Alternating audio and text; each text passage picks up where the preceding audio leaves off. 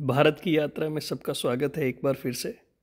भीमा शंकर के अंदर ये स्वामी समर्थ वड़ा पाव सेंटर में हमने वड़ा पाव खाए थे। बहुत ही स्वादिष्ट और बहुत ही साफ़ सुथरी जगह थी, तो ये विज़िट करने लायक है। लेकिन इस वीडियो में क्या, तो भीमा शंकर से लगभग 300 किलोमीटर दूर हम लोग औरंगाबाद के पास आए हुए कृष्णेश्वर महादेव और इलोरा के उसके बारे में बात करेंगे। महाराष्ट्र में आए और गन्ने का जूस नहीं पिया, क्या फ़ायदा। भीमा शंकर दर्शन के बाद औरंगाबाद के लिए निकले हैं और रास्ते में यहाँ पर बहुत बढ़िया वाला एक रसवंती बोलते हैं, तो बड़ा अच्छा सिस्टम है ये, एकदम क्लीन। और जो शुगर केन था उसको भी इन्होंने छिल के रखा था।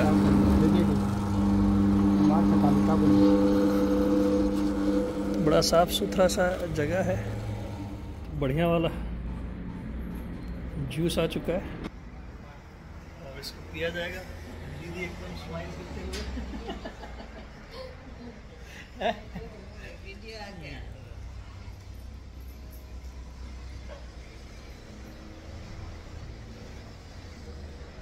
एकदम थिक और बहुत प्यारा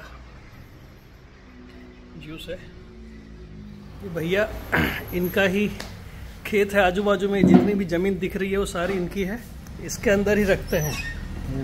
तो गन्ना छिला हुआ अंदर साफ ठंडा है एकदम, तो जो जूस बनेगा वो वैसे ही ठंडा हो जाएगा, उसमें बर्फ़ डालने की ज़रूरत नहीं पड़ती है। और रोड के रहता है ना, उसका बर्फ डालता है।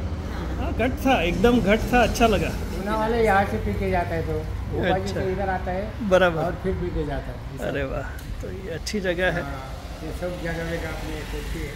वेलकम टू शिरडी हो गया। लगभग 2:30 बज रहे हैं। 200 रुपये की स्पेशल दर्शन की टिकट लेके हमने लगभग 1-आध घंटे में दर्शन वगैरह कर लिए, वहाँ भोजन भी किया और औरंगाबाद के लिए समृद्धि एक्सप्रेसवे से निकल पड़े। बहुत ही खूबसूरत रास्ता है, एकदम आराम से चला सकते हैं। हम लोग 5 बजे पहुँच गए कृष्णेश्वर। कृष्णेश्वर महादेव पहुँच गए हैं। पार्किंग यहाँ पर लिखा था और ये मंदिर का एंट्रेंस। कुछ अलग स्ट्रक्चर्स है यहाँ पर, पुराने आइडिया नहीं है ये क्या है, लेकिन मेन मंदिर तो सामने दिख रहा है। आज का दिन बड़ा खास सुबह भीमा शंकर का दर्शन हुआ, दोपहर में साईं बाबा शिरडी के दर्शन हुए और अभी कृष्णेश्वर तो, और आज एकादशी भी है, गुरुवार था तो साईं बाबा का दिन था, तो वहाँ पर भी बहुत अच्छे से दर्शन हुए। तो ये सब चमत्कार नहीं है तो और क्या है। मंदिर के शिखर के दर्शन आप लोग यहाँ से कर सकते हैं। Way to Shri Krishneshwar 12th jyotirlinga temple.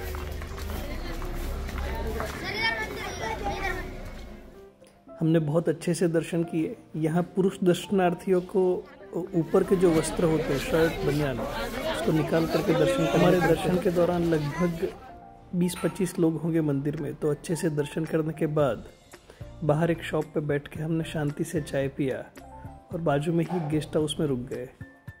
Next day Ellora caves. Good morning from Ellora caves. पहुँचे हैं Ellora caves, UNESCO world heritage site. यहाँ का सबसे मेन अट्रैक्शन जो है वो कैलाश केव्स, कैलाश टेम्पल है। बड़ा एक्साइटेड था मैं उसको देखने के लिए। Let's see.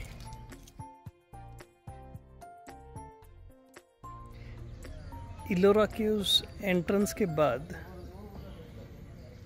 ये जो है वहाँ पर टिकट काउंटर, 40 रुपये की टिकट लगती है। तो वो टिकट लेके हम लोग अंदर आ चुके हैं और काफ़ी साफ़ सुथरी जगह। यहाँ पर टर्निंग गेट्स है, तो आप चले जाइए। मुश्किल के लिए मैडम सर, टोकन लेके रिटर्न में जमा करना। अच्छा, थैंक यू। और हम अब पहुंच रहे हैं कैलाश टेम्पल, सबसे बड़ा अट्रैक्शन। यह जो कैलाश टेम्पल है, ये कोई पर्वत जो दिख रहा है आपको, तो ये पूरा पर्वत होगा और पर्वत के नीचे एक बड़ा सा स्टोन है, किसी को पता चला, और वो स्टोन को कट करके नीचे से खोद करके आपने बहुत भव्य कैलाश टेम्पल बनाया है। इलोरा की लगभग 100 केव में से 34 ओपन टू पब्लिक है। शुरुआत की केव्स जो है वो बुद्धिस्ट रिलीजन को रिप्रेजेंट करती है, बीच में हिंदुइज्म को रिप्रेजेंट करने वाली केव्स है, और लास्ट जो केव्स है वो जैनिज्म को रिप्रेजेंट करती है। केव नंबर 16 ये कैलाश टेम्पल सबसे मेन अट्रैक्शन। तो आइए देखते हैं केव नंबर 16 कैलाशनाथ टेम्पल, जिसके लिए मैं बहुत ही एक्साइटेड हूँ।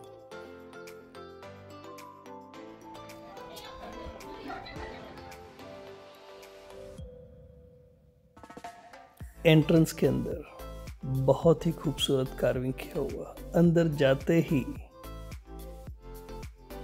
आपके जॉज जो है खुले के खुले रह जाएंगे। कहते हैं ना कि मुंह फट गया। पूरे का पूरा एक स्टोन से कट करके कैसे बनाया हो सकता है किसी ने, कैसे आप सोच भी सकते हो। देखिए इतना बड़ा कीर्ति स्तंभ जैसा पिलर है, ये पूरा एक ही स्टोन, आजू बाजू में जितना भी दिखता है सारा चीज एक ही स्टोन से कट करके बनाया हुआ है। कैसे कार्विंग देखिए आप, 1400 साल पुराना ये स्ट्रक्चर, जिसको औरंगजेब ने तोड़ने के लिए जी जान लगा दिया था, नहीं तोड़ पाए ये लोग सब। बाप रे। कैलाश टेम्पल से जुड़ी हुई बहुत कथाएं हैं, लेकिन ये मूर्ति देखिए, काली माँ की मूर्ति है ऐसा लग रहा है, कहीं पर कोई मार्किंग नहीं है, लेकिन जिस तरह से शेप है तो हो सकता है ये काली माँ की मूर्ति हो। कार्विंग देखिए कितना इंट्रिकेट कार्विंग किया हुआ है, हर एक चीज के पीछे कोई मतलब रहा होगा। काली माँ के ऑपोजिट में एक और मूर्ति बहुत ही शानदार, बहुत ही बड़ी, इट्स लाइफ साइज स्टैचू है,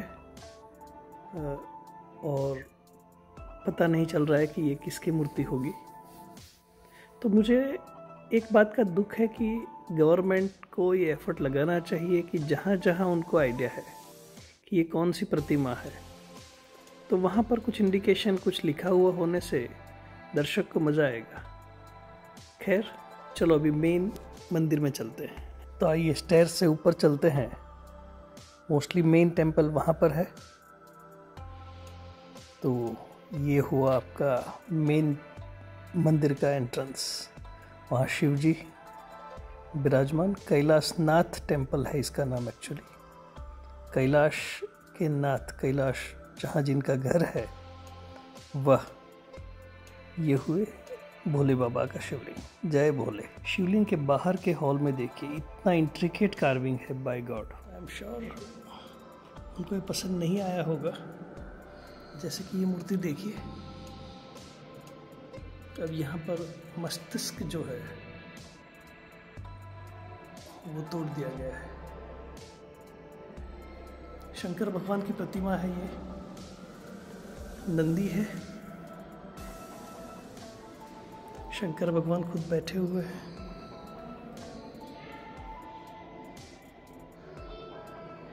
लेकिन ये मज़ा नहीं आया, नॉट डन। ये कार्विंग देखिए इतना इंट्रिकेट किया हुआ है काम। ये इंजीनियरिंग मार्वल कैसे किया होगा ये समझ में आता है। अभी जो पहाड़ था, बेसिकली ये पहाड़ ही है पूरा समझो, और ये पत्थर हुआ रहेगा। ये पत्थर को यहाँ से इन्होंने, ये जो है तो यहाँ से खोदा होगा पूरा नीचे तक। ये नीचे खोद करके ये प्लेन तक आ गए आप, और बीच का जो पोर्शन है इसको आपने छोड़ दिया एज इट इज़ पत्थर के हिसाब से। फिर आप लेवल पे आ गए हो, आपके सामने एक पत्थर पड़ा हुआ है, तो आप उसको अब धीरे धीरे वर्क करेंगे ऊपर। तो दिस इज़ द वे ये बनाया होगा। मिस्ट्री सॉल्व हो रही है तो समझ में आ रहा है कि हाँ भाई कैसे बनाया होगा। 107 फीट हाई, क्या बात। मंदिर की जो साइड वॉल है वहाँ पर आपको बहुत अलग अलग तरह के एलिफेंट के कार्विंग दिखेंगे। साइड पार्ट अगेन इज सारे तोड़ रखे हैं और ये साइड में ऐसा वॉकवे भी है। हर एक एंगल से ये मंदिर अलग दिखता हुआ। जैसे पीछे आ गए हम लोग तो ये स्टोन का जो कट पार्ट है उसके भी अंदर जा कर के सो मेन तो यही लग रहा है कि यहाँ तक यू हैव टू वर्क, पूरा नीचे तक यहाँ आ गए, यू हैव द बेस और बेस से ना यू स्टार्ट वर्किंग अपवर्ड। तो ऐसे बनाया होगा। साइड में अलग अलग अवतार बनाए हुए हैं, जैसे ये है नरसिंह अवतार और ये पद्मनाभ स्वामी, विष्णु भगवान खुद। विष्णु भगवान की नाभि से निकलता हुआ कमल और कमल के ऊपर विराजमान ब्रह्मा जी। अलग अलग मुद्रा वाले एलिफेंट का थीम कंटिन्यू करता हुआ। अब कैलाशनाथ टेम्पल को ऊपर से देखते हैं तो ऐसे एक पहाड़ रहा होगा और किसी को समझ आया कि ये पूरा एक स्टोन है इसके नीचे, तो इसी को डाउनवर्ड वर्क किया है। जैसे स्कूप आइसक्रीम निकालते हैं वैसे ही बाकी का जो पत्थर निकाल करके आपने 2 लाख टन स्टोन को इसमें से काट के निकाला है। 18 साल लगे होंगे इसको बनने में, ऐसा कहते हैं। तो ये है आपका Kailashnath temple in Ellora caves. Cave number 10, Buddhist cave again. Buddha भगवान अपने बोधिसत्व आजू बाजू में 2 है, पीछे स्टूपा। बहुत ही सुंदर स्ट्रक्चर। ऊपर का कार्विंग देखिए, ऊपर की डिज़ाइन देखिए, एकदम अलग तरह की डिज़ाइन बनाई हुई है। सारा एक ही स्टोन से अगेन कट किया हुआ। आजू बाजू में 30 पिलर्स है, तो पिलर्स भी ऐसा नहीं है कि वेट बेरिंग है, it's all cut out for design. बहुत ही खूबसूरत केव नंबर 10। गुफा नंबर 1 से 6 जाने के टाइम में ये जो वाटरफॉल है, बहुत फेमस पिक्चर है इलोरा केव्स का। ये वाटरफॉल गिरता हुआ, लेकिन अभी तो पानी नहीं है। श्योर मॉनसून के टाइम में बहुत अच्छा होता होगा। पानी की वजह से जो खाई जमा हुआ है उसका भी पिक्चर बहुत अच्छा आता हुआ। काफ़ी बड़ा स्टीप वाटरफॉल है और सामने caves number 1 to 6। Cave number 6 once again Buddhist गुफा। बुद्ध भगवान के दर्शन यहाँ पर। इलोरा केव्स के स्ट्रक्चर को डिस्ट्रॉय करने के लिए औरंगजेब ने पूरी जान लगा दी थी। इलोरा केव्स, कैलाश टेम्पल और कृष्णेश्वर महादेव, ये सब को देखने के बाद हमने अपनी यात्रा को यहीं पर समाप्त करते हुए 650 किलोमीटर का जो जर्नी है वो उसी दिन तय कर लिया। तो थैंक्स फॉर वॉचिंग और जल्द ही मिलेंगे एक नई यात्रा और नई कहानी के साथ।